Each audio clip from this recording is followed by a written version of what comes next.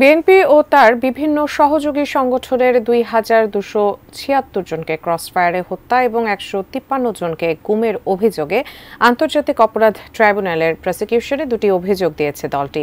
সাবেক প্রধানমন্ত্রী শেখ হাসিনা সহ আইনশৃঙ্খলা বাহিনীর সংশ্লিষ্ট সদস্যদের বিরুদ্ধে এসব অভিযোগ আনা হয়েছে। সকালে বিএনপি মহাসচিব মির্জা ফখরুল ইসলাম আলমগীরের পক্ষে অভিযোগটি দায়ের করেন দলটির মামলা, গুম ও খুন বিষয়ক তথ্য সংরক্ষণ সমন্বয়ক মোহাম্মদ সালাউদ্দিন খান। বিএনপি মহাসচিব স্বাক্ষরিত অভিযোগে বলা হয়েছে, বিএনপিকে নিশ্চিহ্ন করতে ২০০৮ থেকে ২৪ সালের ৫ অগস্ট পর্যন্ত সময়কালে দলটির ২,২৭৬ জন নেতাকর্মীকে কথিত ক্রসফায়ারে হত্যা করা হয়েছে। এ সময়কালে আওয়ামী লীগ সরকার প্রধান, দলটির সন্ত্রাসী ও আইনশৃঙ্খলা বাহিনীর কিছু অতি উৎসাহী সদস্য ১৫৩ জন নেতাকর্মীকে গুম করে, যাদের মধ্যে অনেকেই এখনও নিখোঁজ।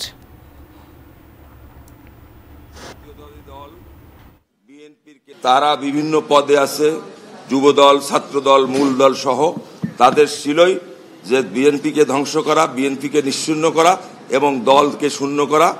এরই আমরা আজকে ২৭৭৬ জনের ক্রসফায়ারের নামে যে হত্যা করেছে নির্মমভাবে, তার একটা তালিকা অভিযোগ জমা দিলাম।